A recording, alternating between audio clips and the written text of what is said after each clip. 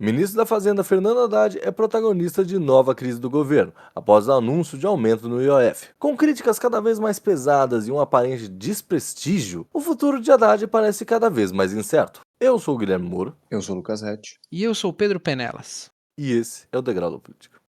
Nós recebemos uma série de subsídios de pessoas que operam nos mercados, salientando que aquilo poderia acarretar algum tipo de problema. Não temos nenhum problema em corrigir rota, desde que o rumo traçado pelo governo seja mantido. Lembrando que esse governo provavelmente é o que tem as alíquotas mais baixas de IOF. Se você considerar as alíquotas praticadas ao longo de 4 anos do governo anterior, elas eram muito mais elevadas. Mas vinha uma queda, né, ministro? Não teve uma queda.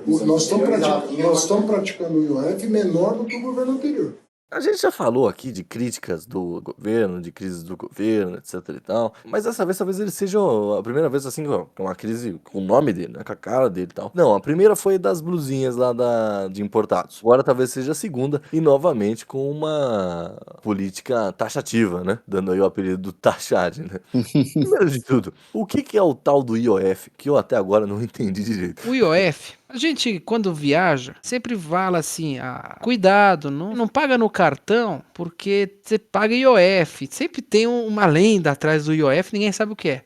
O IOF é o Imposto sobre Operações Financeiras. E eu, embora seja agora na metade do curso de economia, não sabia muito o que era. E recorri à fonte mais segura que eu tenho, que é a sauna. Eu encontrei meu amigo, falei, Ângelo, me explica aí o que é o IOF. E aí ele começou e deu uma bela aula, porque o IOF ele é um imposto regulatório, ele não é um imposto arrecadatório. O arrecadatório ele é discutido no Congresso. Então, teoricamente, se ele quer mudar algumas coisas do IOF, o IOF estava sendo zerado, porque isso possibilitaria o Brasil entrar na OCDE, porque você destrava barreiras comerciais, zerando o IOF. Aí o Haddad tentou fazer do imposto regulatório um arrecadatório. E isso é o primeiro passo do governo Kirchner também, que fez isso. Começa, não, uma taxinha de 3,5, quando você vai ver já estourou essa taxa, né? Então o Haddad queria fazer do IOF um controle de capitais. Fazer um controle cambial, um controle de capital, confiscando dólar, então você não pode mais tirar o dólar. Agora todo dólar que sai, você tem do Brasil, você paga uma taxa. Ele queria fazer isso. E lógico que deu errado. O que pegou mal também, não só pelo caráter arrecadatório da política, mas também porque isso seria uma contenção para manter dólar no mercado nacional. Sim, Que também. pareceu uma política um pouco desastrada, assim, um pouco desesperada. Pois é, o que esse colega meu, esse amigo Ângelo, que eu acho importante frisar aqui também. Você pode ser crítico do mercado financeiro, mas entendê-lo é uma virtude. E o Ministério da Fazenda não tem ninguém que entenda de mercado financeiro. Tinha o Galípolo. Tanto é que foi o Galípolo que, dada a crise, atuou como uma espécie de diplomata da economia nesse momento, né? Eu acho que tem questões aí que precisam ser pensadas e eu acho que tem até a questão de como esses anúncios são feitos, né? É a segunda vez que o Ministério da Fazenda vai anunciar um contingenciamento de gastos. No final do ano passado, a gente tem que lembrar que eles anunciaram aquele pacote de controle de gastos para 2025 e anunciaram conjuntamente a questão da isenção de imposto de renda para quem ganha entre 2 a 5 salários mínimos. E eles fizeram a mesma coisa. Eles estavam apresentando um contingenciamento de gastos para o ano corrente, para que eles conseguissem cumprir o exercício fiscal criado pelo próprio arcabouço fiscal e essa revisão na política do IOF.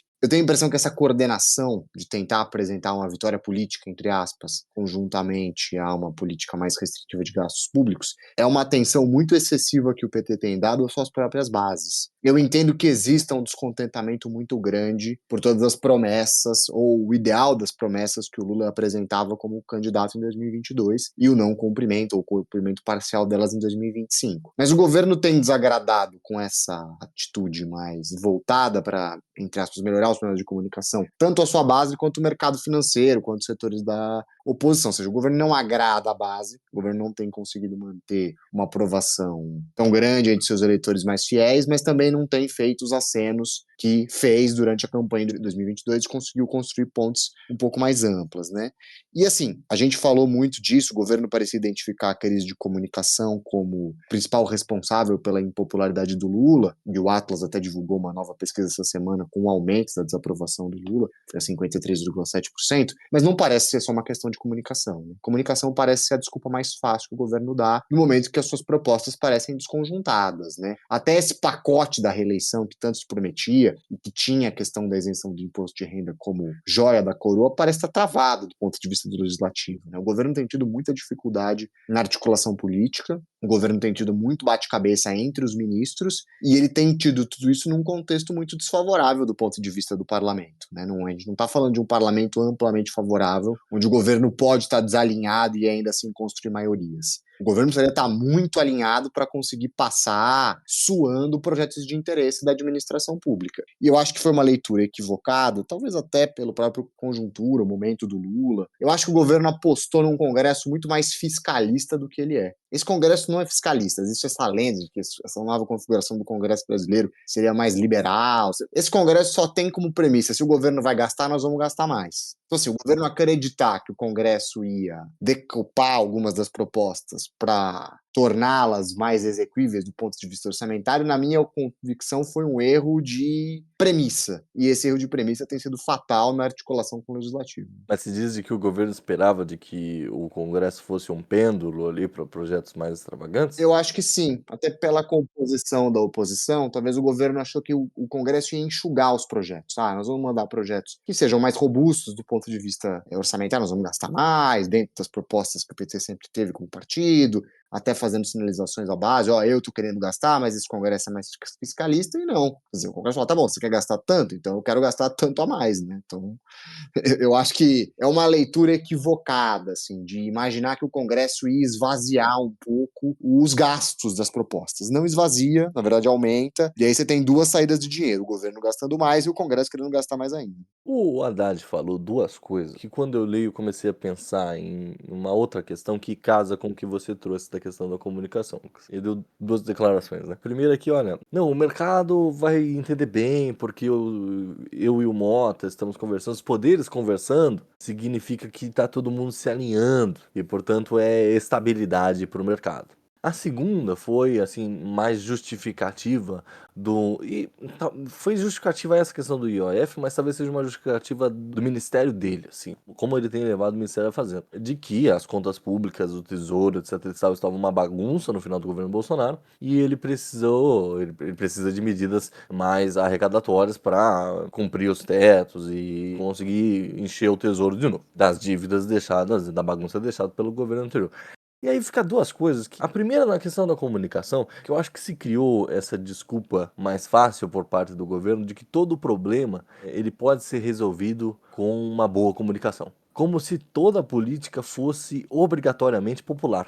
Ou como se tudo fosse possível de ser objetivamente comunicável, sabe? O governo vai fazer... Qualquer governo no mundo vai fazer ações que não são populares no sentido de popularescas, né? De que a galera vai olhar e falar, pô, legal. Quando você faz uma política arrecadatória, nós somos pessoas estudadas, eu consigo entender a lógica da parada. Precisa disso, vai arrecadar mais aqui, então vai investir ali, vai fazer isso, eu entendo isso. Mas no fundo é dinheiro saindo do bolso do contribuinte. Então assim, não tem como você explicar isso, comunicar isso de uma forma que não desagrade. Veja, eu posso entender a lógica, mas eu posso discordar. Eu acho que o governo acaba não contando muito com isso. Eu acho que eles entendem que tudo que se faz é possível de ter um bom número através daquilo, através da comunicação. E de fato a comunicação do governo era ruim e melhorou com o Sidônio Palmeira, a gente já falou disso. Mas nem tudo vai ser possível se resolver com a questão da comunicação, porque nem tudo é popular e nem tudo é comunicável. Eu até me lembro, quando o Galípolo assumiu o Banco Central, que o Banco Central começou um novo estilo de marketing lá, sei lá, deles. Que eles faziam uns vídeos, assim, tal, informativos e descolados e tal. E, tipo, tem coisas que não dá, sabe? Tem coisas que você não vai explicar para o cidadão médio, ele não vai entender. E você também não precisa. Nem tudo do governo precisa, claro, tem que ter transparência, tem que ter não sei o quê, mas nem tudo você presta contas pro eleitor. Porque tem coisas que são engessadas do Estado e é assim que funciona. O que eu quero dizer com isso aqui, se existe essa necessidade arrecadatória, que eu faça, sabe? E o governo, como você mesmo disse, não é um governo de maioria, tem um legislativo difícil de manejar, etc e tal. Mas eu acho que essa posição de ficar colocando, e isso não é a primeira vez que ocorre, né? De colocar uma medida, ver que deu ruim e tirar, Isso só enfraquece a imagem do governo, né? O que já parece uma política meio desesperada, não tem como ter outra interpretação disso. Quando você tira e põe, fica uma coisa. Pouca confiança, né? Isso, falta confiança por parte do governo e por parte de quem olha o governo, porque isso também traz instabilidade. Qual que vai ser a próxima medida taxativa do Haddad? Já fica nessa expectativa. E essa parada do tem que reverter as coisas do governo passado, essa desculpa já tá indo embora um pouco, né? Já, já deu, né? Essa coisa de herança maldita é um discurso que se repete a cada governo que passa, né? Sempre você tem que reverter alguma coisa e você nunca reverte. Não, mas isso que você falou da confiança, que tem duas coisas fundamentais na política. É você saber fazer a política, mas também quando aplicar a política. E o argumento do Haddad de fechar a conta pública e de querer consertar alguma coisa ou outra, está correto, mas é histórico isso do Haddad, é recorrente na verdade, como ele não calcula o tempo, né? Ele sempre erra no tempo, ele sempre peca achando que não, o pessoal vai acreditar em mim, eu vou reduzir a velocidade na marginal. Eu vou criar uma ciclofaixa que vai fazer bem para a cidade, é um planejamento urbano fantástico, mas ele tem pressa nas coisas e isso acaba dando muito errado. Então, às vezes eu acho que o cálculo dele é equivocado. O que eu pensei aqui, assim, a gente está no terceiro ano do governo e parece que o Haddad e a equipe técnica dele não entendeu o poder do mercado financeiro aqui. Se você aumenta o imposto sobre operações financeiras, num país em que a Faria Lima é cada vez mais poderosa, me parece um ministro anacrônico, que não sabe onde ele está pisando. E sequer entende os votos que elegeram o governo, né? Justamente com o apoio de alguns dos grandes economistas brasileiros. E ouvi dizer por fontes da Faria Lima, e tudo bem que taxa de erro deles é alta, mas que já trabalham um cenário em que o Lula não vai ser presidente no segundo mandato. Como assim? Está falando que o próximo governo é um governo de oposição. Eu agora discordo um pouco de vocês. Eu acho que o Haddad é o contrário do governo. Eu acho que o Haddad é um cara de convicções. Se elas são boas ou ruins, a gente tem que entrar. Mas até a questão da redução da velocidade das marginais, dele como prefeito, eu acho que ele é um cara que tem as próprias convicções dele e está disposto a defender as convicções dele. E, inclusive, acho que, do ponto de vista da administração econômica, ele chegou na situação de ter que estar discutindo um aumento do IOF porque o governo não apoiou ele em outros tantos conjuntos de medida que visavam a questão fiscal. Eu acho que ele é alguém que luta quase sozinho dentro do governo em relação a políticas econômicas mais contracionistas. Eu acho que ele está isolado. E aí eu acho que esse isolamento dele como ministro também se reflete no isolamento da Marina Silva, episódio também dessa semana, que foi lá no Senado e teve aquele episódio ridículo como senadora. E foi o que a gente falou no programa de licenciamento ambiental. O governo parece querer ter tudo. Eu quero ter política ambiental, mas ao mesmo tempo eu quero ferrovia. Eu quero redução dos gastos públicos, mas ao mesmo tempo eu quero aumentar o piso para a educação e para a saúde. Você faz escolhas. Essas escolhas são impopulares, como o Guilherme colocou. Eu acho que o ponto do Haddad, para mim, é o governo nunca acreditou no programa do Haddad. O programa do Haddad sempre foi alienígena dentro do PT. As propostas dele nunca funcionaram. Então ele constrói um plano meio de colagem, né? Ele vai pegando o que sobra, apresenta um arcabouço fiscal que já não era a proposta inicial dele, apresenta um contingenciamento de gastos menor do que ele desejava. E assim, a questão talvez para mim é por que ele não sai? Se ele está tão contrariado, se tudo que ele apresenta é reformado ou completamente descartado, por que a cartada dele não é pedir demissão? Aí eu acho que é um ponto que precisaria ser avaliado. Assim, talvez falte para ele essa convicção um pouco mais profunda de, olha, eu tenho esse conjunto de propostas, ou você quer ou você não quer. Eu acho que a natureza dele político, menos ligado à parte técnica, ele é alguém que tem uma formação política, apesar de ter um mestrado em economia, leva ele ainda a compor. Mas assim, eu acho que era o momento dele estar começando a pensar, se a gente não vai seguir pelo plano, pela linha que eu tracei, procura outro ministro da Fazenda. E aí o governo vai ter outro problema na mão. Mas é aquilo que a gente já falou uma vez, que se ele sai, aí desaba, porque a confiança no mercado, embora seja desgostosa com o Haddad, o medo do mercado é o que vem depois do Haddad. Fantasma do Guido Mantega. Exatamente. Então ele fica nessa posição. E é isso que a gente estava falando. Pensar, o exemplo da marginal, eu não queria que ficasse como negativo, porque ele sabia que aquilo ia fazer diferença. A ciclovia também, ele tinha que fazer aquilo. Mas é a maneira como ele faz. E é uma coisa que você falou, perfeito. Ele é um político de convicções. Não sei se isso acaba se aplicando no momento que a gente se encontra agora, no momento econômico do Brasil. Mas dentro dessa questão, né, por que que ele não sai, talvez seja porque, de fato, ele vai fazer o que se ele sair, né? Uhum. Porque assim, não, claro, tudo bem, ele é professor, tal, eu quero dizer politicamente, né? Você não vai ficar na casa dele. Ele deve morar confortavelmente. Ele pode Com certeza. assistir filme de terça-feira à tarde. Com certeza.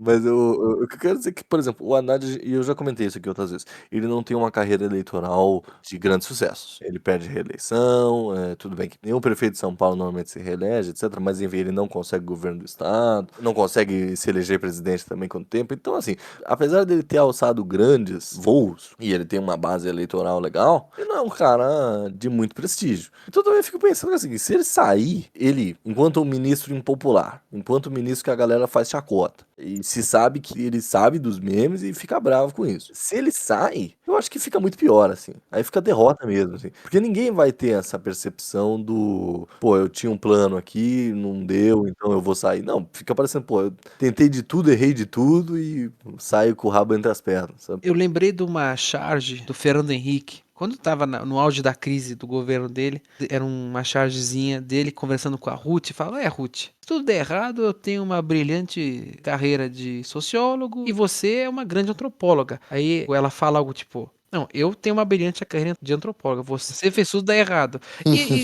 E essa imagem triste me veio à cabeça com o Haddad agora. Mas vale lembrar que, sabe, o Haddad estava quieto. Eu fiquei pensando, o governo não quieto, mas ele estava fazendo um trabalho, estava analisando, tinha parado de falar um pouco do Haddad. É verdade. O governo, ainda que a conta gotas, ele estava recuperando popularidade. As políticas monetárias do Banco Central vinham acalmando o cenário financeiro. Ao mesmo tempo, o IBGE registrava crescimento econômico, baixo índice de desemprego. O Haddad já estava falando em concorrer a uma eleição. E a primeira notícia que foi dada é que ele estava pensando em ser senador. Aí, semana passada, ou retrasada, pouco antes do IOF, ele já sinalizou que estava pronto para ser candidato ao governo. Aí veio isso, né? Aí ele voltou a algumas casas, eu acho. Isso que o Guilherme está falando. Mas ainda eu tenho uma previsão otimista pro Haddad. Quer dizer, menos pessimista. O governo pode esquecer, eu acho. Você não ganha. O que ele talvez ganhe, dependendo do postulante, do segundo postulante que o bolsonarismo escolher, é uma segunda cadeira no Senado. Porque eu acho que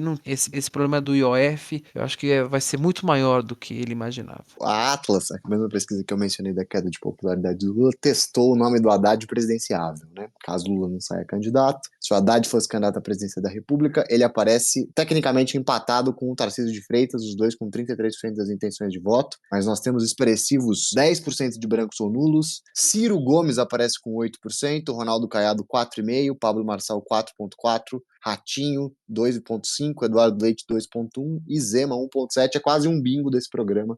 Eu citei nomes que são sempre... faltou só o Kassab na pesquisa. É porque ele que fez. Ele que Ele tava perguntando. Mas tudo isso Exato. aí vai pro candidato, pro concorrente do Haddad, né? Claro, claro. Ele não vai ser candidato à presidência. Eu concordo com vocês. Eu acho que o governo do estado ele não vence. Eu acho que o Senado ele tem alguma chance. Mas pelo que dá a entender, e depois da crise do IOF, eu acho que ele vai ficar como ministro da Fazenda até 2026 e vai repensar a vida dele depois disso. Ele não vai ser candidato a nada. Ele termina como ministro da Fazenda, não vai se descompatibilizar do cargo na data para poder ser candidato, talvez vá ser remanejado em algum outro ministério, ou até fique um tempo afastado da vida pública. Ele parece bem desgastado, e o Ministério da Fazenda é o pior emprego do mundo. Com certeza. Ele falou que, independente do resultado, não segue como ministro da Fazenda em 2027. Mas a gente pode já pensar em algum nome pra substituí-lo no segundo governo Lula? Era pra. Palocci, né? Falou, opa, aí consenso de Pindamonhangaba gosta. Não, mas quando ia nomear o Galípolo pra presidente da Banco Central, tinha ele e mais era o Paulo Gala. Mas é tipo um cara desse, eu acho. O Gabriel Paulo tem mandato Gala. até quando no ministro do Banco Central? Porque ele também é um nome que eu não descartaria. São 2 Eu anos de mandato? descartaria, São né? 2 anos de mandato, eu acho. O que pode acalmar os ânimos, eu pensei no Galípolo. O que pode acontecer é assim, o Lula é reeleito e poderia colocar o Galípolo na Fazenda. Acho que isso seria uma jogada inteligente. E o Meirelles no Banco Central. Chama o O Meirelles. Meirelles no Banco Central é sempre o nome mais apostado, né? Chama o Meirelles, né?